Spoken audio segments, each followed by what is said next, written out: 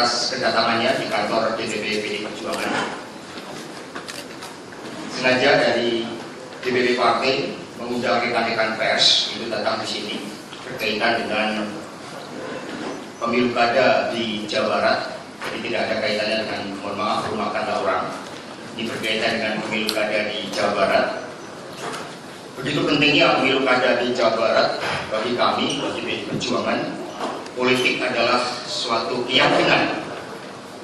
Politik adalah suatu perjuangan untuk mewujudkan cita-cita founding fathers kita, khususnya Bung Karno. Dan di Jawa Barat ini menjadi sangat penting karena di sana lebih dari 42 juta dari jumlah penduduk. Kita melihat ada persoalan-persoalan yang sangat mendasar berkaitan dengan misalnya dari 20 juta angkatan kerja, 4 juta lebih menganggur, lebih dari 2 juta kepala keluarga tercatat di bawah garis kemiskinan. Bahkan dari aspek SDM kita melihat lebih dari 70% itu hanya lulus SMP kelas 2. Sehingga pemilu kada merupakan suatu momentum untuk mengadakan perubahan. Dan sebagaimana saat itu Pak Jokowi juga sampaikan ketika Sabtu yang lalu datang ke Jawa Barat, getaran perubahan sebagaimana disampaikan Ibu Ketua Umum ini semakin dekat.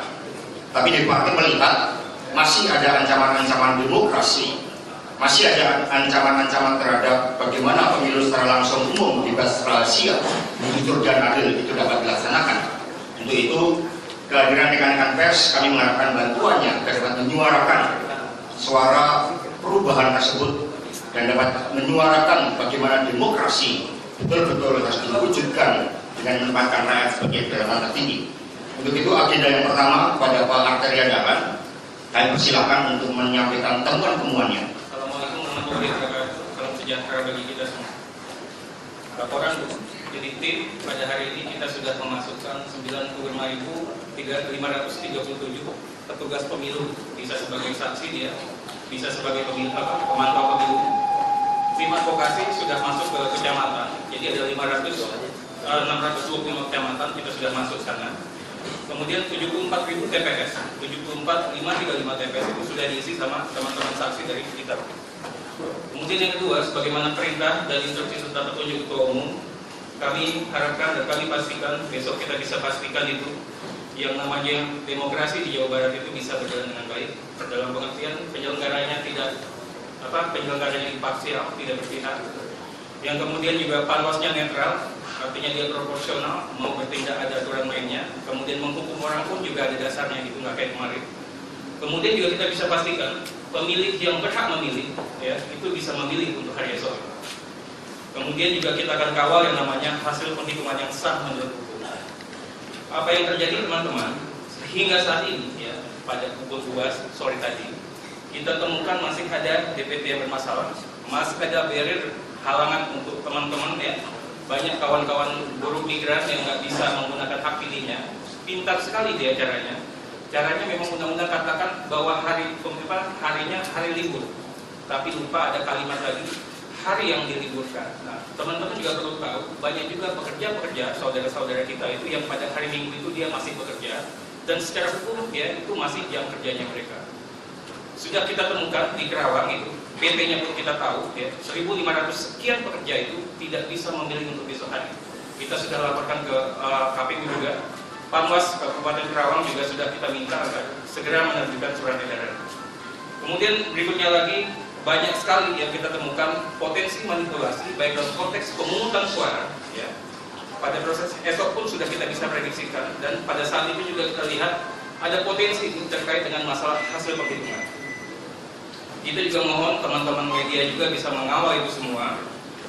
Kami sudah berjuang sekuat-kuatnya, secerdas-cerdasnya, sebaik-baiknya. Sebagai informasi juga, untuk hasil hitung kita punya yang namanya tabulasi suara. Ada dua, Mas. Pertama kita quick count, bisa kita lakukan pagi hari kita dapat datanya. Kemudian untuk real quick count itu jam 1 siang atau jam 2 siang kita sudah dapatkan siapa yang menang, siapa yang kalah. Begitu juga untuk terkait dengan pelanggaran, karena rezimnya 2, hasil hitung sama adanya pelanggaran. Kita juga sudah buka posko, jadi poskonya ada di teman-teman di pusat juga ada, di DPD Jabar juga sudah ada. Tapi yang luar biasanya sampai 625 kecamatan ini kita juga sudah punya posko yang namanya posko pengaduan.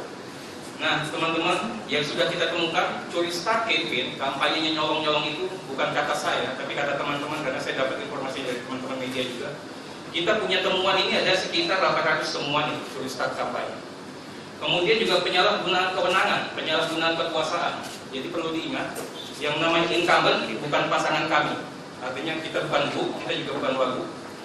Hukum juga katakan ternyata incumbent itu tidak hanya gubernur yang ingin maju, tapi apa? Bupati-bupati yang bekerja juga namanya incumbent itu. Ya, kita pastikan juga teman-teman yang incumbent, tapi pastinya bukan kami, sudah kita buktikan adanya keberpihakan ke pasangan calon tertentu. Kita bicara yang namanya Cianjur, nggak usah saya ceritakan lagi, beberapa kabupaten juga sudah bukti dan ini sebagai temuan pelanggaran ini. Kemudian juga penyalahgunaan kekuasaan kewenangan, RT main, Pak Lurah, Pak Kepala Desa pun main. Luar biasanya lagi Pak Bupatinya pun ikut-ikut maju, ikut-ikut main. Kita juga sudah temukan, jadi sekitar ada 118 temuan di sini. Lain lagi yang namanya penggunaan fasilitas daerah, bukannya dipakai untuk rakyat, tapi dipakai untuk pemenangan salah satu pasangan calon. Begitu juga mengenai program-program pemerintah daerah. Kita juga sudah temukan, untuk itu kita dapat 211 temuan ini. Bansos juga ada masalah, uang kematian pun dijadikan komoditas politik di sini. Berikutnya lagi Bu, untuk masalah daerah migran, ada dua hal isunya. Rumah sakit, ya, hingga saat ini tidak pernah ada yang namanya TPS khusus, padahal undang-undang sudah syaratkan itu sebagai wajib untuk dibuat yang namanya TPS khusus. Jumlahnya bukannya kita bilang ini jumlahnya sangat signifikan. Mas-mas atau mbak-mbak bisa lihat yang namanya rumah sakit berapa banyaknya, petugas medis itu berapa banyak. Belum lagi keluarga-keluarga yang sedang berduka karena dia sakit itu juga cukup signifikan di situ. Berikutnya lagi mengenai guru, sampai saat ini nggak ada surat edaran hari Minggu, satu hari libur. Yang kedua adalah hari yang diliburkan karena Jawa Barat sedang ada pesta demokrasi. Berikutnya lagi temuan adalah mobilisasi massa. Ya, kita harapkan proses demokrasinya tidak hanya berjalan dengan baik, tapi dilakukan dengan cara-cara yang terhormat, ya, melalui proses yang begitu bermartabat, ya, yaitu proses demokrasi yang sangat hebat ini. Tapi mobilisasi massa ini juga terjadi nih. Kok daerah-daerah dari provinsi yang lain sudah mulai masuk dan bergerak masuk ke Jawa Barat. Ini juga kita sudah temukan ada indikasinya. Intimidasi Bu, sudah ditemukan. Indramayu intimidasi fisik ini, ya, kita temukan dengan jelas dan sudah kita laporkan untuk Indramayu. Kemudian lagi intimidasi non fisik ini, yang nggak kerja untuk pasangan calon yang GP ini digusur dan dipindah ini. Jadi mutasi pun juga banyak ini korban-korban. Jadi kita sudah temukan dan yang bersangkutan pun sudah lapor kepada kami. Terakhir kita minta juga pada teman-teman kita dan keluarga-keluarga kita yang ada di Jawa Barat yang belum mempergunakan hak pilih sudah kita perjuangkan. Jadi ada aturan mainnya. Yang IKTP sampai tanggal 5 Desember itu masih punya hak untuk memilih esok hari. Caranya sangat sederhana, datang saja ke KPPS, datang saja ke PPS, katakan KTP saya sebelum tanggal 5 Desember, ya, minta yang namanya kartu pemilih dan KPPS wajib untuk menghadirkan yang namanya surat undangan untuk memilih. Jadi begitu saja Bu, kami pastikan Bu, setiap tetes keringat akan menjadi racun bagi musuh serta sekaligus menjadi energi bagi kemenangan Mbak Reveni. Terima kasih. Assalamualaikum warahmatullahi wabarakatuh. Salam sejahtera buat kita semua. Terima kasih kepada adik-adik dari media massa maupun elektronika yang secara mendadak diminta untuk bisa datang ke DPP PDI Perjuangan, karena dari sejak hari terakhir kampanye saya terus melakukan monitoring untuk persiapan pada esok hari, dan seperti tadi yang telah diterangkan oleh tim hukum kita dan juga dari mereka yang berada di lapangan dalam rangka untuk mempersiapkan para saksi dan juga relawan untuk menjaga persiapan di TPS dan juga persiapan dari sebelum besok untuk menyoblos. Maka saya merasa harus memberikan sebuah masukan bahwa sekarang ini memang kelihatannya meskipun sudah minggu tenang, tetapi selalu saya katakan ini malah bukan minggu yang tenang. Justru hal-hal seperti tadi yang telah dikatakan, dan menurut saya sudah cukup banyak untuk bisa diterangkan bahwa terjadinya hal-hal yang tidak diizinkan oleh undang-undang itu sekarang sudah mulai berjalan. Dan tentunya karena kita tahu bahwa bagaimana demokrasi akan bisa dijalankan untuk bisa melakukan suatu pemilihan untuk memilih seseorang menjadi pemimpin di sebuah daerah, kalau keadaannya belum juga sampai tingkat pencoblosan, sudah begitu banyak ditemukan kecurangan yang terjadi. Kalau dari pihak media ingat, kalau saya ditanyakan mengenai masalah pemilihan umum ataupun juga pilkada di daerah, saya selalu mengingatkan yaitu sepanjang ada 4 hal. KPU-nya tidak netral, lalu ada permainan di tingkat intelligence, lalu kedua adalah bermainnya juga IT, dan ketiga adalah money politics. Maka menurut saya pasti keadaannya akan menjadi rancu. Hal itu sangat terbuktikan terutama ketika terjadi pemilihan di DKI yang kita ikuti bersama, seperti apa sebetulnya keadaannya. Dan sebagai ketua umum dari PDI Perjuangan, dari dulu saya berkehendak, karena tentunya juga ingat saya sebagai presiden pada waktu itu merupakan penanggung jawab untuk pemilu pertama langsung di Indonesia yang dapat berjalan dengan baik.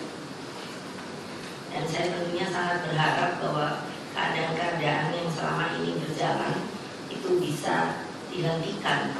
Cara menghentikannya saya kira hanyalah dengan memberikan sosialisasi kepada masyarakat sebagai pendidikan politik bahwa mereka itu sudah tiba saatnya untuk memilih orang ya harus yang betul-betul mereka dapat pikirkan dengan pikiran yang jernih dan hati nurani yang baik.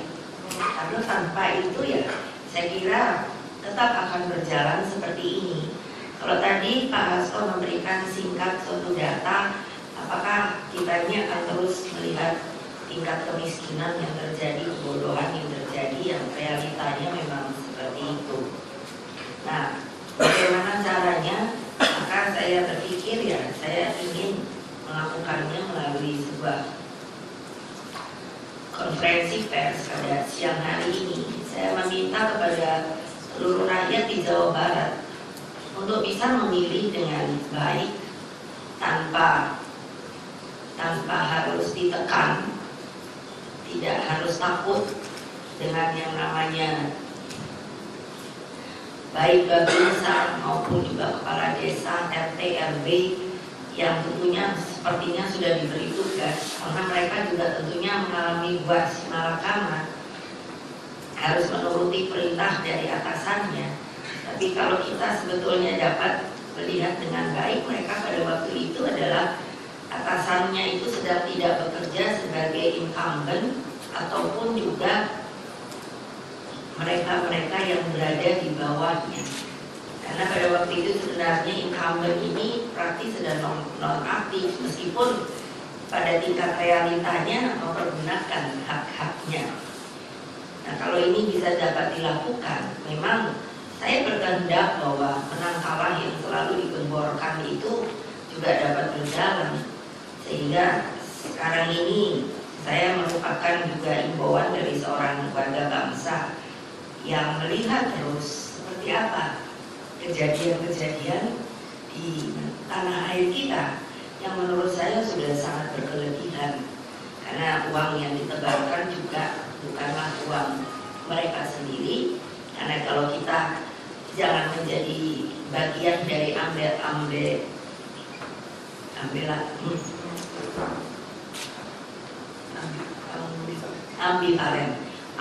ambivalensi dari keadaan yang sekarang ini. Kita berkata mau memberantas korupsi, padahal pada kenyataannya yang berjalan adalah korupsi.